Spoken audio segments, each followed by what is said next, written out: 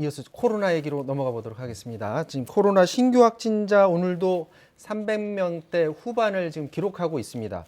300~400명대로 옛날 1000명대 생각하면 많이 내려갔는데 지금 방역당국이 변이 바이러스에 의한 3, 4월 대유행 가능성 이걸 지금 제기를 하고 있다고요? 그러니까 지금 변이 바이러스가 이미 국내에 들어왔고 아주 일부긴 하지만 집단 감염도 벌어진 사례가 나왔습니다. 외국인 가족입니다. 그러다 보니까 지금 방역 당국의 걱정은 이 변이 바이러스가 국내에 들어오는 것은 시간 문제다. 어느 정도 우리가 최대한 백신 접종을 빨리 해 나가면서 막을 수 있느냐의 속도전이라는 거죠. 근데 변이 바이러스가 먼저 들어와서 봄에 퍼지게 되면 3월, 4월은 변이 바이러스에 의한 4차 대유행이 나올 수 있다. 변이 바이러스가요, 국내에 시리아 국적 이제 가족에게 발견이 된 게 통상 이전에 이 코로나는 열흘 정도 앓으면 나았는데 이번엔 23일을 앓았는데 계속 양성이 나온다는 거예요.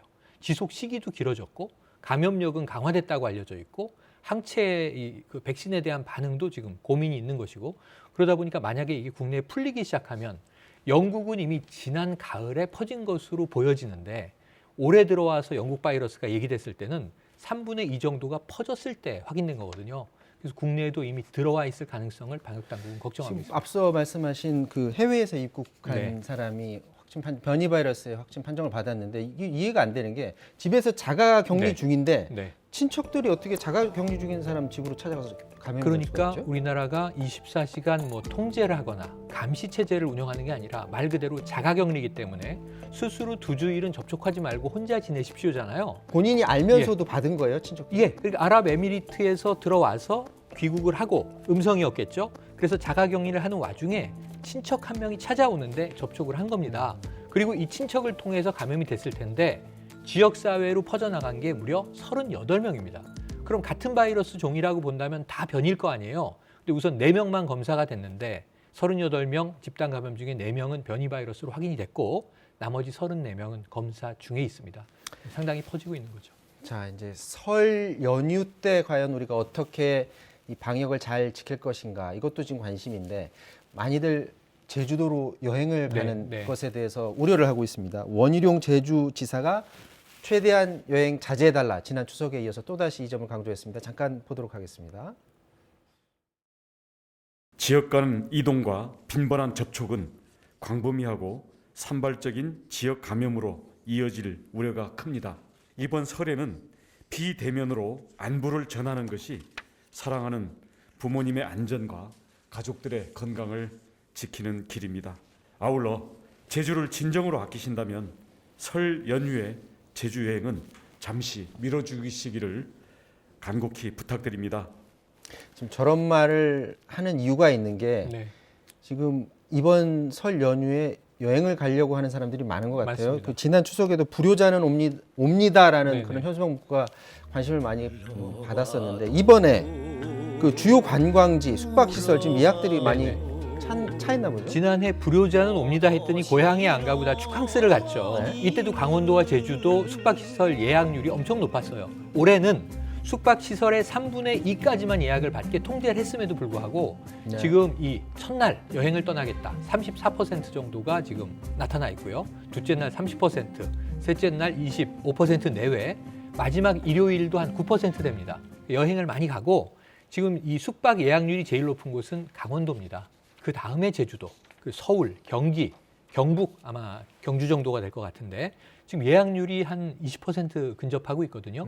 그러니까 아마 다음 주까지 더 늘어날 가능성도 있고 당일 가족 여행도 있습니다. 차에 4명이 타고 다녀오면 괜찮겠지. 그런데 문제는 항상 가면 사람들이 몰려 있고 화장실, 편의점, 식당, 뭐 맛집 다 마찬가지거든요. 그래서 가급적 이 제주도에서는요 오지 말아달라고 하고 있습니다. 제발 청정 제주를 지키기 위해서 이번 설캉스 오지 말아달라. 강원도도 마찬가지인데 고향만 안 가는 것이 아니라 여행도 자제하셔야 될 것 같습니다. 자, 백신 얘기 해보도록 하겠습니다. 아스트라제네카 백신 고령자들한테 맞게 되면은 문제가 있을 수 있다 해서 유럽에서 좀 논란이 일고 있었는데 우리나라에서 과연 어떻게 해야 될지 그게 걱정이었습니다. 오늘 식약처가 발표를 했습니다. 무슨 내용을 발표했는지 잠깐 보도록 하겠습니다. 효능 효과 면에서는 유럽과 동일하게 만 18세 이상으로 하되 사용상의 주의사항으로서 만 65세 이상의 백신 접종 여부는 현재 효과에 대한 자료가 충분히 확보되지 않았으므로 신중하게 결정해야 한다. 향후 만 65세 이상의 접종은 예방접종 전문위원회에서 추가로 논의되도록 권고한다는 것으로 의견을 정리하였습니다. 자, 아스트라제네카 백신 사용상 주의가 필요하다, 추가 논의가 필요하다라는 그런 생각인데, 그렇게 되면 우리 지금 순차적으로 맞는 그 계획표가 있잖아요. 맞습니다. 이거 그러면 이게 앞부분인데 이거 어떻게 해야 되는 겁니까? 2월, 3월이 주로 아스트라제네카인데 코백스 퍼실러티를 통해서 모더나가 들어오지만 조금 들어옵니다. 6만 명분이잖아요. 아스트라제네카 쭉 가야 되는데 처음에 주로 이 집단 생활하는 시설에 계신 분들, 고령자거든요. 2분기에는 65세 이상 고령자가 먼저 맞거든요. 그러니까 이제 의료, 고위험군 의료기관 종사자들은 젊은 분들이 맞을 수 있지만 문제는 다 고령자들이 앞부분에 지금 우선순위로 잡혀 있는데 아스트라제네카가 노인들에게 맞지 않거나 혹은 효과가 떨어지거나, 지금 둘 중에 하나입니다. 안정성 문제가 있고 효과성 문제가 있거든요. 그런데 처음에 3번의 회의 중에 이 자문단 회의는 넘어갔어요. 검증 자문단 회의에서는 이 고령자에 대한 샘플이 좀 떨어지긴 하지만 효과가 64% 정도로 있다, 맞아도 좋겠다, 접종 권고했는데 오늘은 두 번째 회의가 중앙약사심의위원회거든요. 근데 이 사이에 달라진 게 외신에서 독일, 프랑스, 오스트리아, 벨기에, 이탈리아 이런 나라들이 65세 이상에게는 권고하지 않거나 혹은 55세 이상에게도 권고하지 않는 나라도 있고, 이탈리아는 건강하면 55세 이상도 맞아라, 이런 얘기를 하고 있고요. 상당히 지금 고령층을 회피하는 이 접종, 백신이 되고 있어요. 그러다 보니까 유럽이 이런데 우리 맞춰도 되나 하는 고민이 상당히 있어서 이것은 임상 결과를 더 확인하지 않으면 접종을 지금 권고하는 것은 조금 주춤거리는 상황이 된 겁니다. 마지막으로 이제 검증위원회가 한 번 더 있는데요. 그때까지 아스트라제네카 영국 같은 데서는 지금 맞고 있잖아요.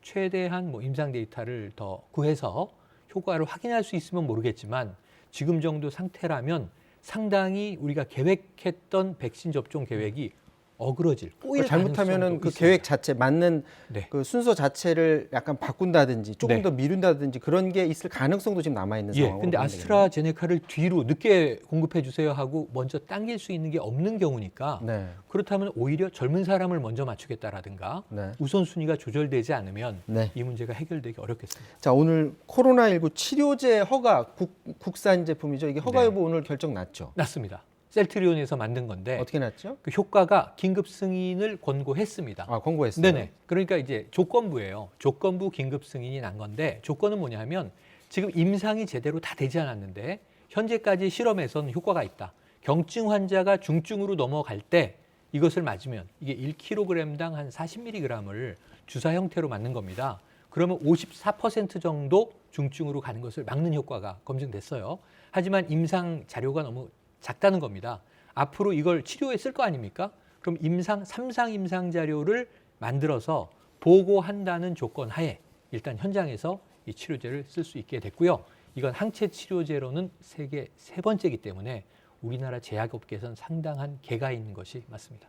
자, 밤 9시 이후 지금 영업 제한을 하는 곳이 많습니다. 이걸 풀지 말지 내일 결정한다고 하고요. 그런데 집단 감염이 지금 아직도 계속해서 벌어지고 있고, 앞서 설명하셨듯이 변이 바이러스도 지금 변수로 남아 있어서 어떻게 결정해야 될지 방역 당국도 지금 고민이 굉장히 클 것 같습니다.